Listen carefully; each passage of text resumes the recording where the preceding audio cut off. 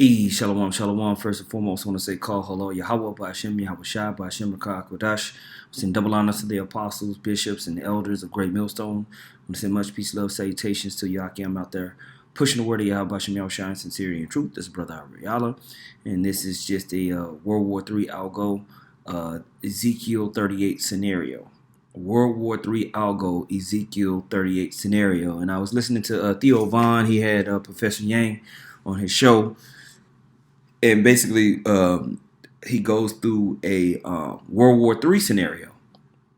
And when he was kind of like dishing it out, it made me think of Ezekiel, the 38th chapter, and how we kind of break it down. So I just wanted to kind of edify on that, play this clip, and kind of go through those scriptures. I put it into Chat GPT to kind of consolidate some of the news and information that's been going on lately with the war in Iran, and pulled up a couple of scriptures that kind of go with everything. But I'm gonna play this and just kind of go off of it. The Lord willing, this is edifying. So with no further ado, let me play this right here. From this area. And so the great threat is that because Russia can supply Iran through the Caspian Sea, the war extends to the Northern Caucasus, which brings in Armenia, Georgia, and Azerbaijan. And then if that would happen, you can see this entire area is now engulfed in war. Another really critical...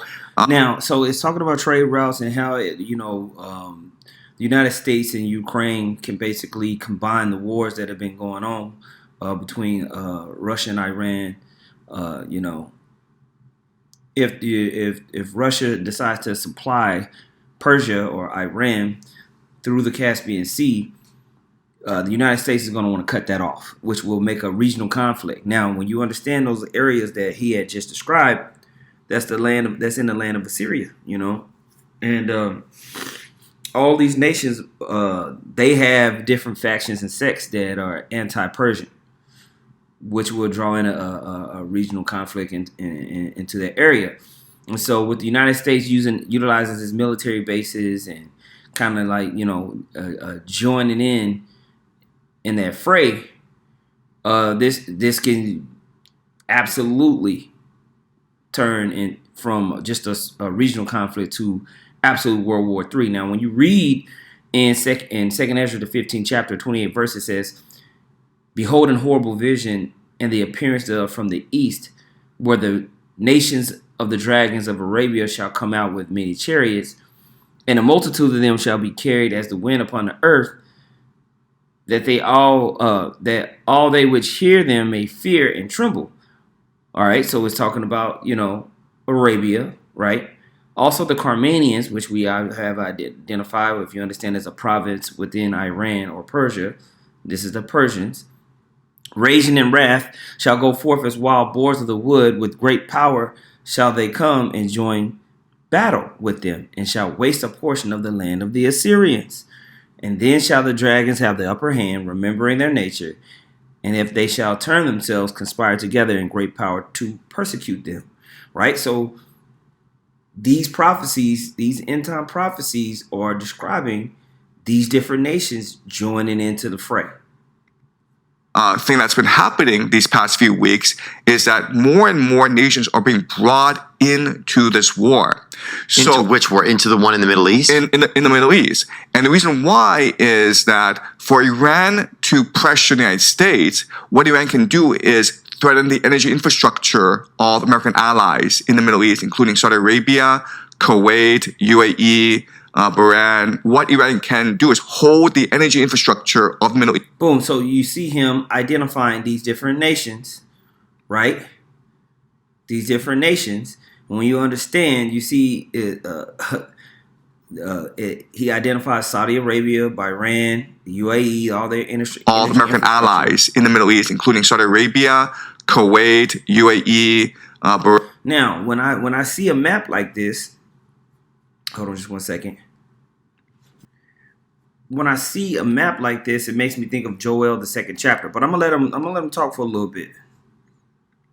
And what Iran can do is hold the energy infrastructure of the Middle East hostage. Imagine Saudi Arabia as just this huge oil field. Okay. Right? And it's great in a time of peace because you can take this huge oil field and sell it to Japan, China, South Korea, India. But the problem is that a huge oil field means it's a lake of gasoline. So all I have to do is take a match, light it on fire, and then everything blows up. Wow. And Iran can do that with its drone and ballistic missile capabilities. And so Iran is always threatening this. The other issue is that Iran has proxies, meaning allies in the Middle East. And there are three major allies. The first are a people called the Houthis, who are these religious fanatic people who live in mountains. And they occupy a very strategic area called the Bab el-Mandab Strait. Bab el-Mandab Strait? Yes. So here's the Strait of Hormuz, yes? Yes. This is the Bab el-Mandab Strait. Boom. So now he's talking about the Houthi rebels that are here in the the south of Saudi Arabia, in Yemen, right? Now look at the two different straits that are identified. Okay, you got the Red Sea here, right? And then you got the Persian Gulf here. For you brothers that keep up with the scripture, you know where I'm about to go to. You know, when you read here in Joel, the second chapter, 20th verse, it says, "But I will remove far off from you the northern army, and will drive him into a land barren and desolate, with his face toward the east sea, and his hinder part toward the utmost sea. And his stink shall come up, and his ill savor shall come up, because he have done great things." Okay? So when you want to think about that east sea, was that, you know, let me go back to it. We see the Persian Gulf. We see the Euphrates River, right? The uttermost sea. Okay? You got you see the I'm sorry. So you see the East Sea, obviously this is east, Persian Gulf, and the uttermost sea, which is the Red Sea. What's encapsulated in between that? Saudi Arabia. This is that land barren and desolate, which he just mentioned it's full of oil, desert, and it's gonna be lit with a match. So all of these things are basically fitting in prophecy, which also a juxtaposition to Ezekiel, the 30th chapter, which we'll go through in chat here in a minute. And as you can see, these are the two most critical maritime choke points in the Middle East. Wow. And the problem is that the Houthis live in mountains. And that's why this area and this region was always a centerpiece in war, from the time of the Babylonians all the way through the time of Rome. Okay? Critical choke points, trade routes, these things are still relevant even until this day. So it's almost impossible to dislodge them. And because so much of maritime shipping requires insurance, any threat of destruction means that the insurance companies don't want to insure these ships. And that puts a hold on global trade. So the real fear is that Saudi Arabia will launch a ground invasion to dislodge the Houthis and control this choke point, okay? That's why when we talk about war, you have to include famine, economic upheaval. It's all tied together. The operation of a kingdom is the operation of currency, trade, and economics. All right? Because that's how people eat. Controlling sandwiches, basically. Okay? So you can imagine a massive alliance being formed to go against the Houthis. Another major proxy is called Hezbollah, which is in Lebanon. And these past few weeks, Israel has been trying to attack Hezbollah. And there's a real threat that this area, Lebanon, breaks out into total war. And right now what Israel is trying to do is assemble an alliance to destroy Hezbollah. And this alliance includes Israel, but it also includes Syria, and also includes the Lebanese army. And Hezbollah is... Now, we always been going, if you go through my page, brothers' pages, we talk about the Greater Israel Project and how they always trying to set up a reason to attack Lebanon. This is prophecy to go into Syria. All right? Like the scripture says, and Damascus shall be a ruinous heap. like it talks about in the book of Isaiah. Is a proxy of Iran. So Iran, if it sees Hezbollah under threat, then Iran would extend the war in order to help out Hezbollah. But why would the Lebanese army support Israel? If hasn't there been issues between Israel and Lebanon recently? Right. So Like, hasn't there been attacks in Lebanon from Israel? right. So Israel is attacking Lebanon because it sees Hezbollah as a threat, because Hezbollah can launch rocket attacks against Israel, and Lebanon can threaten. Hezbollah can threaten the Suez Canal. Because wait, Israel has been attacking Lebanon, right? That's right. Okay, great. That's right. So Hezbollah is not part of the Lebanese government. Got it. And so imagine there are different sectarian groups in Lebanon, and they share power together. And one of these groups is Hezbollah. And Hezbollah is aligned with Iran, and they are committed to protecting themselves from Israel. And Israel sees them as a bunch of terrorists that need to be removed. And Hezbollah, the problem with Hezbollah We can always go into the scripture, the least shall draw them out. The state of Israel is relentless about its pursuit to take down this region and expand their control over those lands. And it's just doing nothing but drawing more and more angst against the state of Israel, and potentially leading to not only just a battle between Syria and Lebanon against the state of Israel, but also Turkey, also Egypt, and other regional Muslim nations. is that it's extremely popular in Lebanon among the Lebanese people, because unlike the Lebanese government, they're not corrupt, and they provide good services to the people. Understood. So yes, sometimes we hear about these groups. You hear about Hamas, you hear about Hezbollah, Yes. but the people there in some of these countries actually prefer some of these groups, or actually do support some of these groups because they're kind of an outlier government that's more supportive to the people That's right. than the actual government. That's right. So they're popular because they are able to provide basic community services to the local population. And unfortunately, these governments in the Middle East, a lot of them have proved to be very corrupt, and a lot of their leaders seem to be sympathetic towards Israeli interests. And people suspect that they've been blackmailed by Mossad, because Mossad's very good at that. Yeah. Yeah. What kind of blackmail could Mossad be doing, do you feel like, in these spaces? Like, you talk about blackmail, and you hear about blackmail a lot. Yes. You hear about Mossad. Yes. You hear about blackmail in America a lot. Yes. Like, with the Epstein files and Right. different places holding things potentially over, like, American politicians' heads. So I think that rather than use the word blackmail, I think we can use the word influence. How are they able to have so much influence in the area? Well, I mean, the easiest way is to become friends with these people, right? So let's just say you're leader of Lebanon. Well, you Like the scripture says, man, I'm just going to quote these scriptures. You can go look them up. A gift destroyeth the heart. United States, the West, they use entitlements, they use benefits in order to corrupt the leaders, whether it's a technocratic leader, whatever type of leader it is, man, to get control, man. They give gifts. All right, and once you take that gift, once you sell out, your soul is taken, man. The ultimate gift they're gonna give out to people is gonna be that chip. you have children. Don't you want your children to go to the best schools?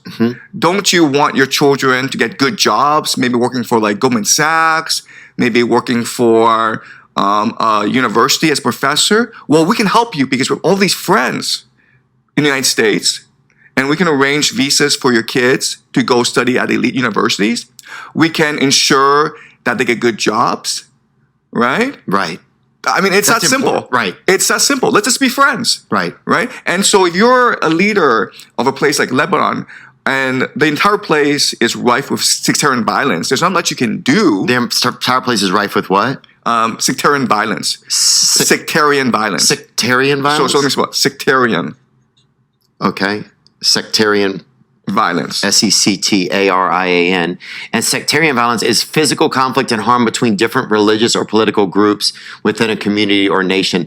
There's a lot of that in Lebanon. Yeah, because you have a lot of different religious groups in Lebanon. Okay, understood. You have the Christians, you have the Muslims, and then they're also broken up in like different groups.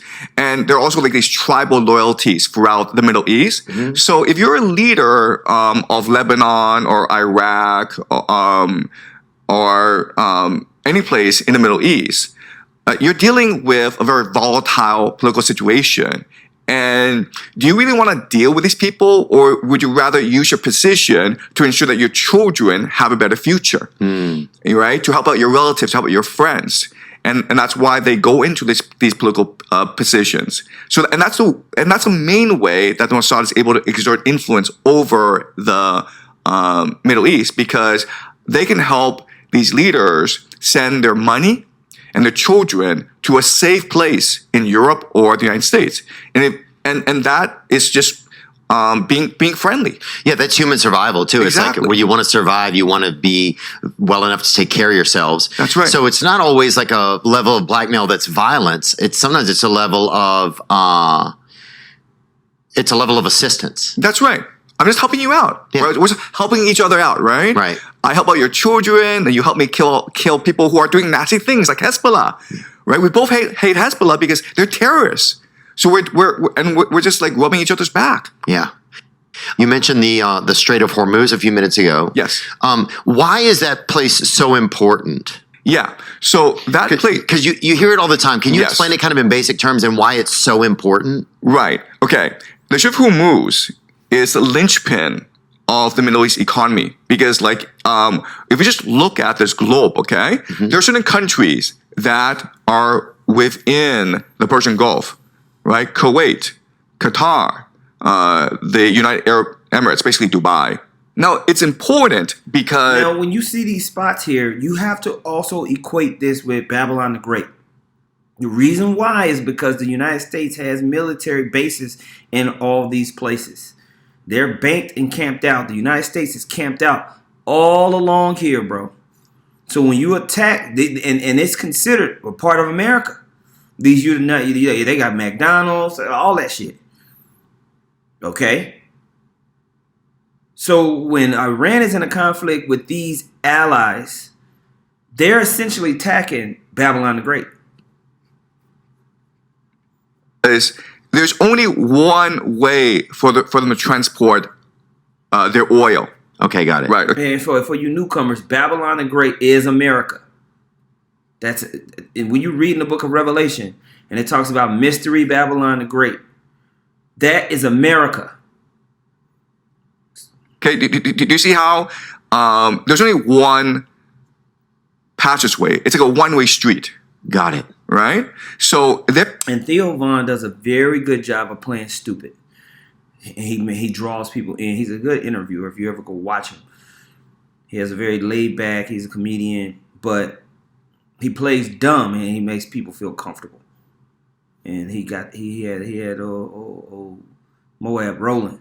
they're going to take their oil and then transport it to East Asia, and then what they get in return is water and food, because it's a desert. They can't grow their own food. Got it. They don't have their own water. Okay. Okay? So that is crucial to their survival. If that were to be eliminated, like suddenly closed off, then UAE, Qatar, Kuwait, Iran, all these places would be dead in the water. Recently, Trump had spoken up. I think it was even just the other day where he said, that Iran will be hit very hard. You know, he's always like, we're going to hit it, we're going to hit him in the, in the fucking head nuts or whatever. We're going to fucking hit him in the, the mittens they wear on their head. He's always doing something. But it's like, he said they're going to be hit very hard if the Strait of Hormuz doesn't open very soon. Yes. How is Iran like controlling that effectively right now for themselves, right? Yes. And how successful are they being with their management of the Strait of Hormuz right now? Yes. Okay. So to answer this question, I have to explain a concept to you called the escalation ladder. Okay. Okay. So what is the escalation ladder? It's a very simple idea, which is in a fight, emotions create momentum. Okay. Okay. So for example, let's just say you and I, we have a fight. I tell a joke, you think it sucks, I get pissed off at you, so I punch you, right? So so what? Then you punch me back. Then I'm like, okay. And then I take out a knife and I stab you. Then you take out a knife and then you stab me. Then I take out a gun, I shoot you. You take out a gun, then you shoot me. Then I take out a bazooka and I hit you. Okay. So but you can see how it's a ladder, and how emotions create momentum. But there's a logic to. And this is what we always tell you about the progression of prophecy. I just did a lesson last month on the progression of prophecy. This is how it works. The Most High has certain events happen, and it builds up into a crescendo. And that crescendo is going to be World War III and nuclear warfare. To most people, they think that will never happen. That's too much. That's crazy. No. The Most High is going to put it into the mind of the men on earth to take it to the absolute extreme. And that extreme is going to be thermonuclear destruction. And really the ultimate extreme is going to be sending back who the world ignorantly calls Jesus. He's going to come back and put down all the kings of the earth. That's going to be the ultimate. But within men on earth, World War III is going to happen. So now he's going to go through a process of describing this, this escalation ladder. The escalation. Okay. So understanding the escalation ladder now, I'll explain to you how the war in Iran has been escalating. Okay. And how it should continue to escalate if the war continues. So this is an escalation ladder you're showing involving Iran and the Strait of Hormuz. Yeah, so this is the United States and this is Iran, okay? Okay. So we start the war with the United States using something called a decapitation strategy, meaning that what the United States believes that if I take out your leader, now you're leaderless, and therefore you must surrender to me. So in the first day, February 28th, they killed the Ayatollah Khamenei, the supreme leader of Iran. The Ayatollah Khamenei, yeah. That's right. And they killed also a lot of the senior leadership. And this is what we call a decapitation strike. And the assumption is that if you take out the leader, then Iran would break out into civil war and they surrender to you. And this is exactly what happened in Venezuela a few monmonths back, right? So this is what we call a decapitation strike. When they got Maduro. That's right. Yeah, and he was in jail with 6-9, which is crazy. Okay, yes. So, Okay. But it didn't happen here. But it didn't happen here, okay? So that's a first strike, okay? So they tried it in Iran. They tried the decapitation strategy. Yes. But it didn't break out in civil war. That's right. That's right. So now what Iran does is it strikes back by closing off the Strait of Hormuz, right? And but that's because they made a new Ayatollah who took over. Who was that? The sun. The son. Right. So Khamenei's son. That's right. They replaced the Ayatollah Khamenei with the Ayatollah Khamenei. Okay. Yeah. And then what Iran did, close up. The first thing they did was close up the Strait of Hormuz, but they started to attack America's allies in the Middle East. I'm gonna speed this up. I'm gonna speed it up. Just bear with me, just a little bit, just so we can get to the point. Including Qatar, Dubai, Bahrain, Kuwait. America did? No, Iran did. Okay, so take me back a step. Okay, all right. So the United States does a decapitation strike. Got it. And then Iran punches back. How? By putting pressure on America's allies, right? They attacked Israel, they attacked Dubai, they attacked Qatar. The reason why they did that was the theory that these places give a lot of money to the United States. They invest a lot in the U.S. economy. So therefore, they have a lot of leverage over the United States. If they're being attacked... Now, when we go into Habakkuk, the 2nd chapter, I'm just giving you precepts that goes along with this. It goes into a shameful spewing. It's going to come upon this place that's basically spread itself all over the place. And because of debt, because of the different geoeconomic situations, a lot of these nations are going to become pissed with America, all right? And Iran is banking on that. They would pressure Trump to end the war, okay? And so once Iran did that, then that forces the United States to basically have a ceasefire. Because if the war continues, then what would happen is the entire world would lose at least 20% of the global oil supply. And this could possibly create economic collapse. So you're saying America had to take a break in and rethink about what's going on? Yeah, because the first strategy didn't work. Got it. And the United States didn't have a second strategy. And the Strait of Hormuz is closed at this point? They closed it? The Strait of Hormuz is... No, at this point in the ladder. Okay, so throughout this entire process, there's been a lot on and off. So sometimes it's open, sometimes it's closed. Okay. So now what the American response is now to put more pressure on Iran by trying to strangle the economy. Okay. So how the United States does that is Iran ships 90% of its oil to China. Right. So what America did was impose a naval blockade in the Arabian Sea to prevent Chinese tankers from reaching Iran and prevent Iranian tankers from reaching China. So they wanted to stop the flow of oil from Iran to China. That's right. And that's how China gets most of its oil. No, China gets its oil from a diverse, from many different countries, but Iran will export 90% of its oil to China. And the theory is that if you stop that trade, then Iran cannot pay its soldiers, and the soldiers would rebel, and the government would collapse. Okay. So that's the second step. Okay, I tried the capitation strike, didn't work, so now I'll try to strangle your economy. Got it. And that doesn't work either, right? And so what happens now is that... Why didn't that work? Because the Iranians have been under sanctions for the past 30 years. So they're used to being poor, right? Right. So in Los Angeles, if they're not going to regard gold nor silver. That's what the scripture says. They're not going to regard gold nor silver. These nations are just set up to fight. Like we read in Joel the 3rd chapter, how let the weak say that I am strong.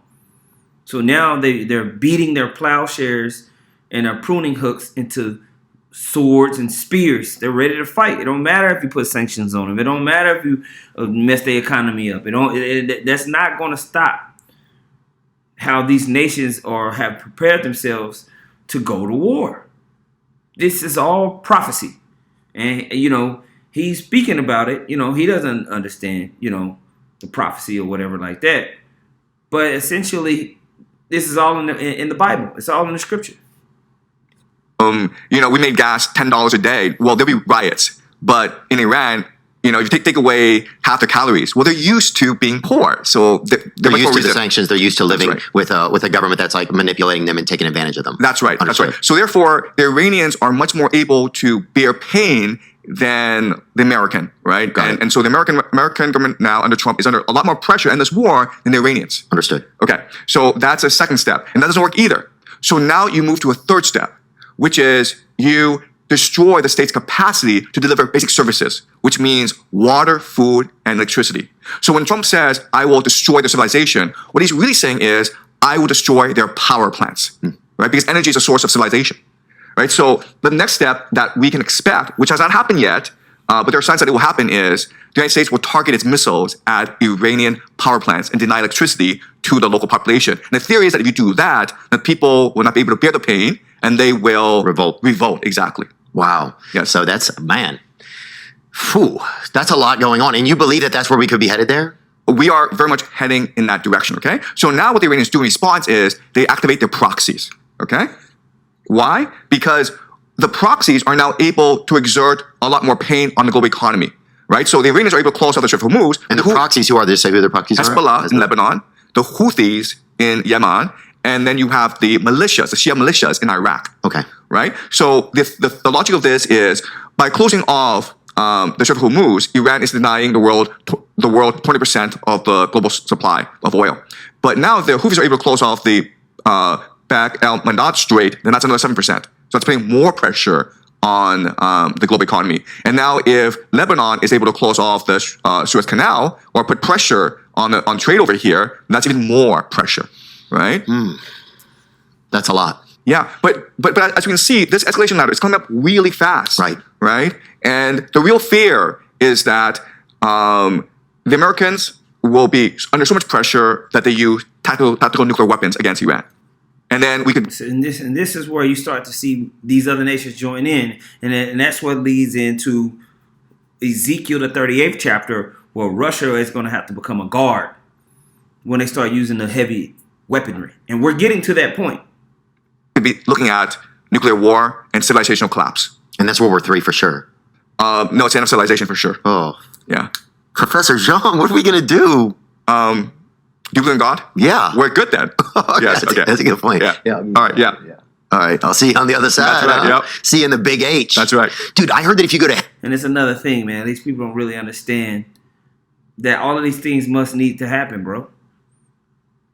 For heaven to be established on earth, there needs to be total war, total destruction.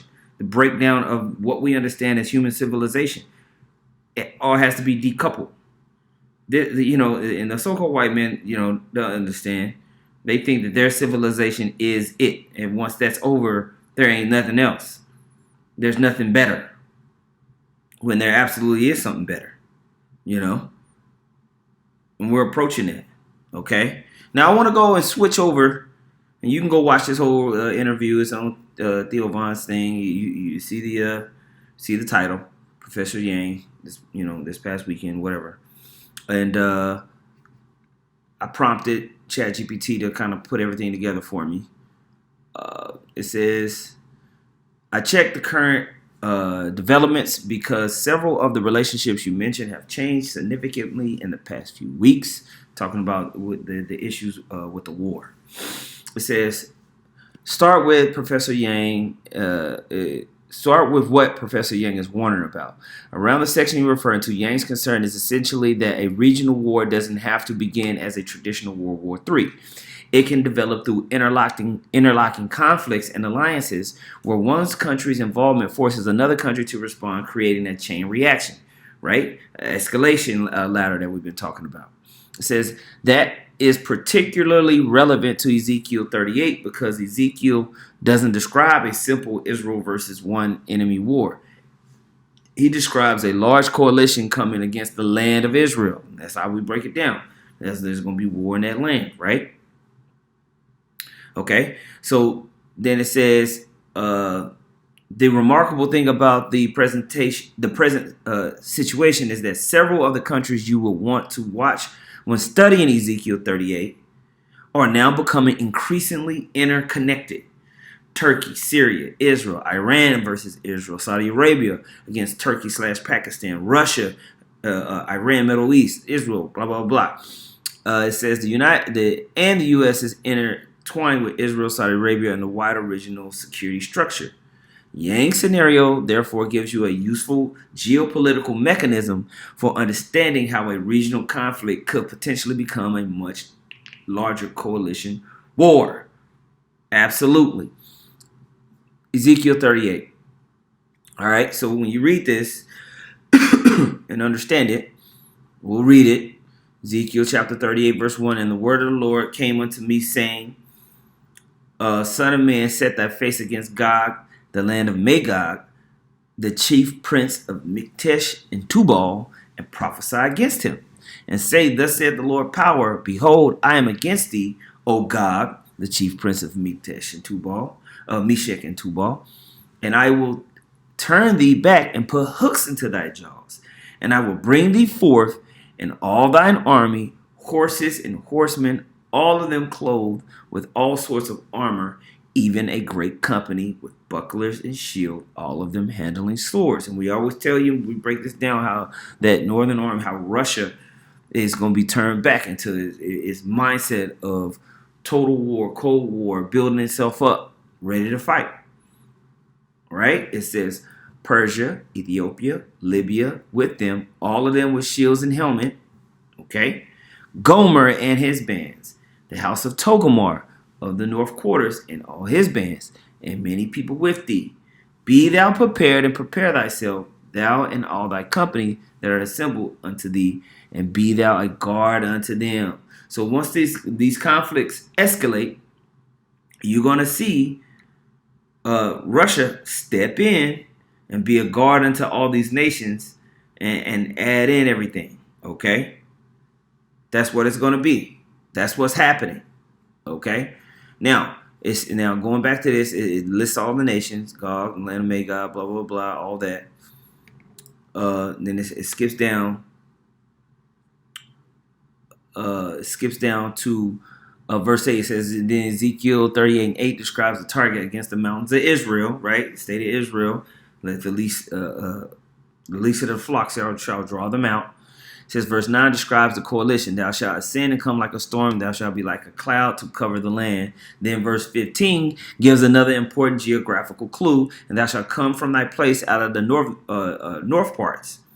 Right? 16, thou shalt come up against people of Israel. So the basic prophetic picture is a northern military power plus multinational coalition gathers against Israel, comes against the land, the Most High intervenes, right? So it talks about all these things. Now, it gets into the GMS style identification of the nations. This is where Israelite interpretation becomes interesting. Magog, the Great Millstone interpretation generally identifies Magog with the Russian sphere, particularly Russia/Northern Eurasia. The reasoning focuses heavily on Ezekiel's repeated geographical description of the invading force coming from the north parts. That makes Russia particularly interesting because Russia is geographically north of Israel. But there is an important distinction. Ezekiel does not say Russia. Russian is a modern identification of Magog. So what? I hate when it tries to be too smart. Just give me the breakdown. 4, it says Persia or Iran. It says this is much easier. We just read Ezekiel 38:5. It talks about Persia with them. Okay, Persia is historically associated with the territory of modern Iran. Okay, it says, and this is one of the most striking current connections because Iran and Israel have already moved far beyond the old proxy war model. Yeah, we got big dogs scrapping. We always would say, you know, when it's these little proxy war, we'll know it's serious when the big dogs get in the fight, and Iran is a big dog. So now you have a legitimate military in the fray. Okay, it says there has been direct U.S./Israeli-Iranian warfare in 2026, and Iran has retaliated against targets throughout the region. That means Iran is no longer merely a hypothetical future participant in the Middle Eastern war. It is already an active military participant in the regional conflict. This is why Ezekiel 38:5 deserves particular attention. Persia with them. Gomer, the Turkey connection. This is where things get especially interesting for what you're trying to show. Great Millstone interprets Gomer and Beth Togarmah as connected to the peoples of the territory associated with modern Turkey/Anatolia. Right? That whole region. Again, that is an interpretation. Okay? It says, but look at what is happening right now. See, the prophecy is jumping off the page. Turkey has become increasingly important in the post-war Middle Eastern order, and Turkey's relationship with Israel has deteriorated significantly. All right? So you're going to see issues with what's called the Kurds. I've done multiple lessons on this. The Kurds in Iraq, the Kurds in Syria are going to be an issue, especially when dealing with Turkey. Okay, it says, and Turkey's relationship with Israel has deteriorated significantly. Most importantly, Syria has become a potential collision point between Turkey and Israel. On August 19th/20th, Israel struck the Abi al-Duhar air base in Syria because Israel believed Turkey was preparing to deploy forces there. Turkey denied that it was establishing a base, while Syria also rejected Israel's justification. The United States is now attempting to establish a deconfliction mechanism between Israel, Turkey, and Syria. We already know because of prophecy, it's not going to work. Okay? It says, that is a major development for your Ezekiel 38 study because think about the geography. Turkey, Syria, Israel. Turkey doesn't have to immediately invade Israel for this to become strategically important. A Turkish-Israeli confrontation could develop through Syria. All right? And Syria is sitting directly between these powers. 6, Syria is becoming the chessboard, right? Damascus, Syria. That whole region is all prophetic. It says this may actually be one of the most important pieces of the current picture. After the fall of Assad, Turkey dramatically increased its influence in Syria. Israel, meanwhile, has been attempting to prevent hostile military forces from establishing positions close to its northern border. That's why the Abu al-Dahur strike matters. Israel essentially said Turkey cannot establish a military foothold in Syria that threatens Israel. Turkey's position is essentially Israel cannot dictate what Syria does with Turkey. That creates a potential collision.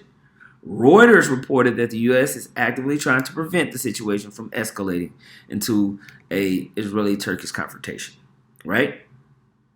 This is precisely the sort of chain reaction scenario Zhang is talking about, right? Then we get to Saudi Arabia. Saudi Arabia, which we've gone over those scriptures within 2nd Ezra, the 15th chapter, Joel, the 2nd chapter, right? Saudi Arabia is particularly interesting because Ezekiel 38 does not name Saudi Arabia. That's worth emphasizing. The nations specifically named include, it goes to over the other ones. It says, and something very significant has happened this month. On August 7th, Saudi Arabia, Turkey, and Pakistan announced a joint defense agreement. That is extremely important development when you're watching the relationship surrounding Ezekiel 38. So now you have Turkey, Saudi Arabia, Pakistan. And if you're going to include Pakistan, then you're going to have to go with their us, India. And then you got to, it's just so many different factions that can fight, man. It says developing a formal security relationship. It says that doesn't mean Ezekiel 38 has been fulfilled, but from a prophecy monitoring standpoint, it's something you would absolutely want to watch. Saudi Arabia is also moving closer to nuclear capability. Another major development occurred August 25th, 2026. Trump submitted a proposed U.S.-Saudi civilian nuclear agreement to Congress. The agreement would allow the U.S. nuclear technology to be exported to Saudi Arabia. At the same time, Trump is conditioning the deal on Saudi Arabia normalizing relations with Israel. They're trying to set up that whole region to be that greater Israel project. So now that's further letting the weak say they're strong, giving them weaponry, right? The wasters.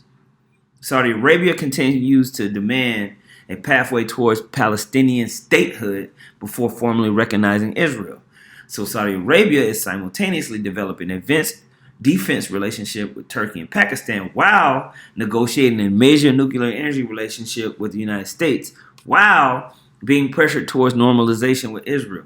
That makes Saudi Arabia a very important country to watch, even though it isn't explicitly named in Ezekiel 38. And we always turn to the prophecy concerning Ishmael, who was the forefather of the Arabs, right? And how his brothers, they were going to be like a wild boar. They were always going to be warring with one another, man. And we see that with these Muslims. Constantly at war with one another, man. That's prophecy, man. 9. What about Iran? This is probably the clearest Ezekiel 38 connection. All right? Ezekiel says Persia. Modern Iran occupies this historical Persian heartland. And Iran's relationship with Israel has now entered a completely different phase. Instead of Iran supports Hezbollah, Hamas, etc., we have Iran and Israel directly attacking each other. And Iran's actions have already affected countries throughout the region. That is exactly what creates the possibility of the scenario Yang is describing. Right? Iran towards Israel, Israel towards Iran, Iranian retaliation, U.S. bases, Gulf states, shipping, energy infrastructure being affected, Turkey, Syria, Russia, Europe, potentially a much wider war. The regional war has already involved more than just Israel and Iran. Multiple states have been drawn into the consequences. Then there's Russia. This is where Yang's analysis becomes particularly useful. If you use the Great Millstone interpretation, Magog, which was Russia, Persia, Iran, then the questions become, what happens if Russia and Iran become part of the same military confrontation involving Israel? Russia and Iran have cooperated strategically throughout their relationship, although their relationship is not a simple permanent alliance, but Russia's position in the Middle East matters enormously because Russia has historically maintained military and political influence in Syria. And Syria is precisely where Russia plus Turkey, Israel plus Iran intersect. That's why Syria may be more important to your study than people realize. So all of these things in this region can potentially come to an head. Okay? We have to understand this. All right? So then it goes into Ezekiel 38:4. This verse says, the Most High will put hooks into the jaws and bring them out. Let's see. This is interesting because Ezekiel portrays the invasion as something the Most High ultimately controls. Absolutely. The nations think they are acting according to their own political and military interests, but prophecy presents The Most High is using those nations to accomplish his purpose. That fits the broader biblical pattern. Men make geopolitical decisions. The Most High uses those decisions to fulfill prophecy. And we see this all the time. We understand that it's true. Okay? We're not confused by that understanding. Okay? We know that's how the Most High gets down. Okay? Now, it says, so you don't necessarily need every nation to concisely say we're fulfilling it, of course. But they're pursuing it because the Most High is putting it into the minds of the men of the earth. Okay? Let's see. Is there any more? It says, Israel described that means prophecy as soon as Israel already been gathered into the land. No. Mm-hmm. Yeah, I will go into the land of unwalled villages. Let's see. Is there any more on this that I wanted to get? No, I think that's the point. I already went through all that. It's just basically listing everything out. Okay. And you can pause it here and take a snapshot of that if you want to, so you can see all the nations. Okay. See that? Where it puts Magog with Russia, the Northern Power. It's pretty accurate. All right. So you can take a screenshot of that for those of you that are taking notes. Okay. But let me see if there's any more on this. Oh yeah, I hate when it tries to like correct me.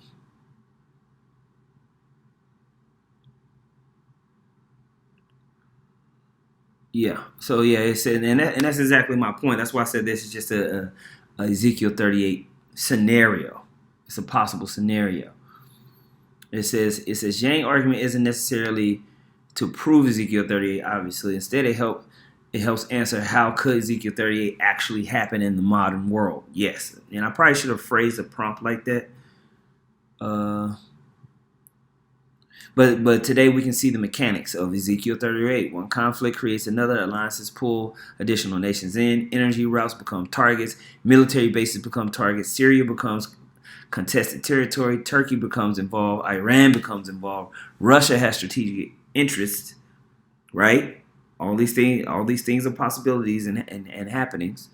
Saudi Arabia is forming new defense relationships, and suddenly what begins as Israel versus Iran could theoretically become Israel plus allies versus Iran, Turkey, and Russia and additional regional powers, with Syria becoming a battlefield connecting several of them. Boom. This is how this stuff jumps off the page at us. Okay? This is how this stuff jumps off the page. Okay? So yeah, when I was listening to this, and definitely him describing everything made me think of Ezekiel 38 chapter, so I just wanted to touch in on that. So, we seeing all of these prophecies take place, baby. It's getting hot and heavy. Sounds good. But, we're the watchmen through the spirit and power. Y'all Bashim Yahweh Shai. We're going to keep watching, keep reporting, and see how things continue to pan out. We're going to see this economy continue to get strained out, and these nations continue to go back and forth, man. So with that, man, Lord willing, I ain't linger on too long for you. But with that being said, I'm going to say, call hello Yahweh, Bashim Yahweh Shai, Bashim Rakah Kodash. Double honors once again to the apostles, bishops, and elders of Great Millstone. Much peace, love, salutations to Yaki. I'm out there pushing the word of Yahweh, Bashim Yahweh Shai, and sincerity and truth. Shalom.